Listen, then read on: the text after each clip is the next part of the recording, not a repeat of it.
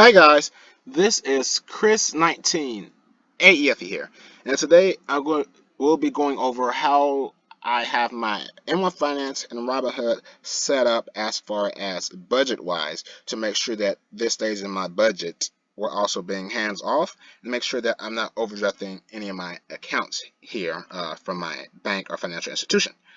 Uh, so one thing I like about Robinhood is that on the buying power here, they pay me. I'll show you guys here. Go to cash. On the buying power that I have just sitting here, it's a low amount, but it's better than nothing. They pay me 0.30% on the money I have there. They'll tell me how much interest I'm paying, how much interest they'll pay me, and when it's getting paid.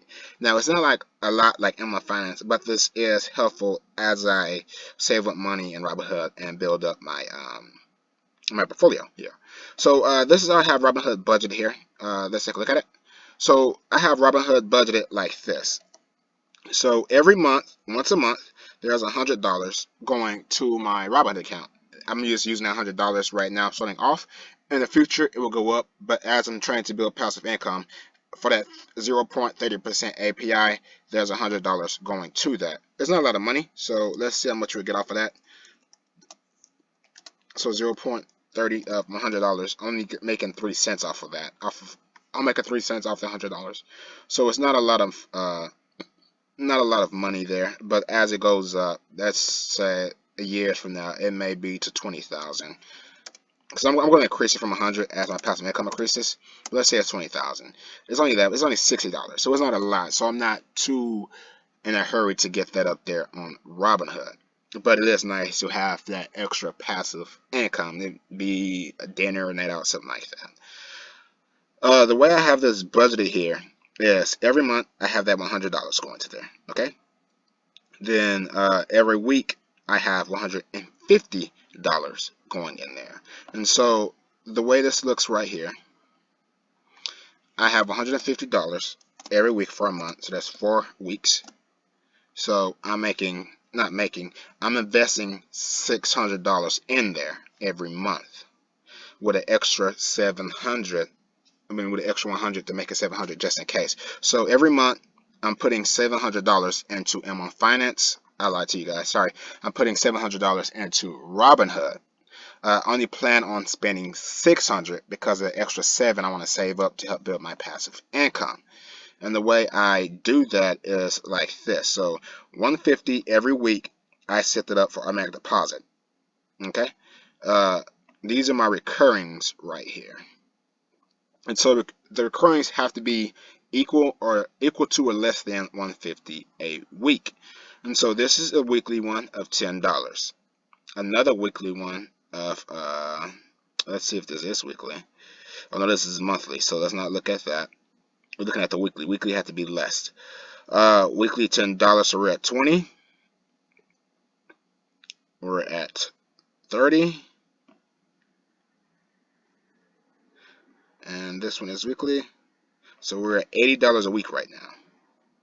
So right now we're at $80 a week, and so we're still under 150.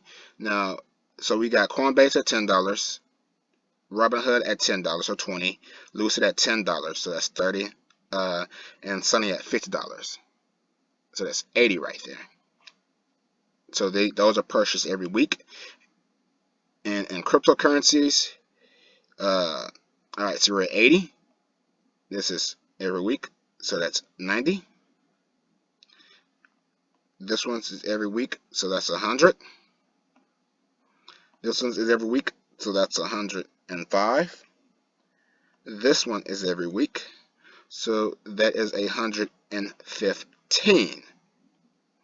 Okay, so we're under that 115 mark. We're under that 150 mark weekly, so we're saving money actually. Then if I want to go and add my monthly one here, which shouldn't matter because the monthly one here I would break down into weeks also because it's 4 weeks, so it'd be $10. That 115, we'll say we're spending 125 every week because you do 4 divided by the number of weeks, 40 divided by the number of weeks, so we're spending 125 every week.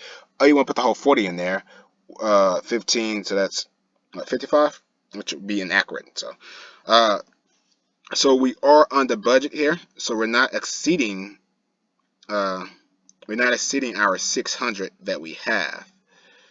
Wrong screen here.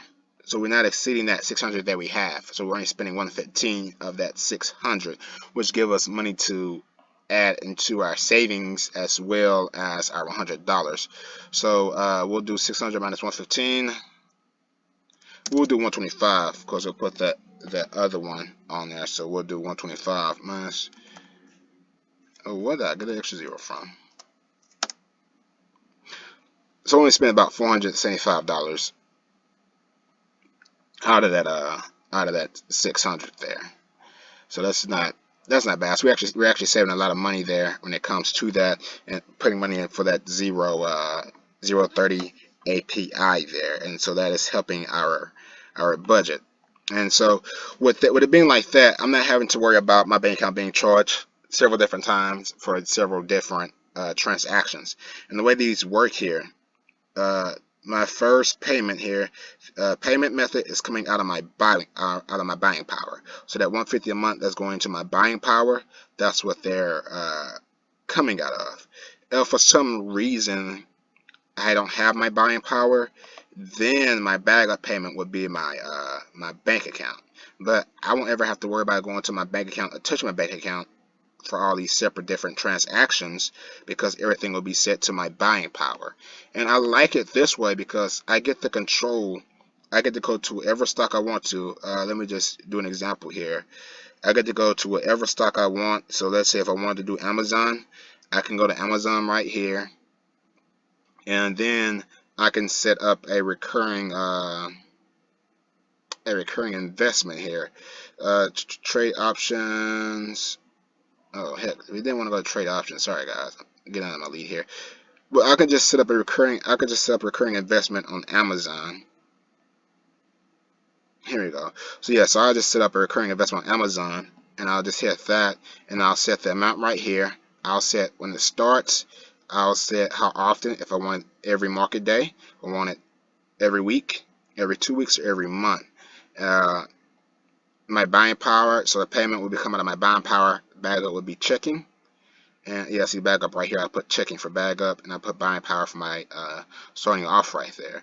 And so I get to control what I have coming out of my buying power in my portfolio. So this gives me total carefree control of my Robinhood account. I set up that 150 every week, then, or you can set it up month, however you want to do it, and then you just subtract from that of what that you want to have in your portfolio. What do you want to have taken out? And this gives you ease of mind knowing that all your transactions will be covered, and you're not going to worry about getting charged any late fees or rejection payments or anything like that, and they'll $35 per every late fee. And so this gives you peace of mind knowing that you have full control over your portfolio with full control for your investing. I have kind of the same setup. Well, I gotta log in here, so I want to show you guys that. So hang on, let me pause the screen here as I log in. Set up here on my M1 Finance. So M1 Finance, I'm doing. Let's go to spend. I just see on M1 Finance right here, or I have it set up to where it's taking out. I'm like, it's on transfers rules. So on my M1 Finance right here, weekly to my checking account for M1 Finance, I'm doing $100 a week. Monthly to my stocks, I'm doing $100 a month. The reason why I have it reversed on here is because M1 Finance rewards you greatly for having a checking account, and so I get paid a lot more money off of this, and so that's why I have weekly on my checking.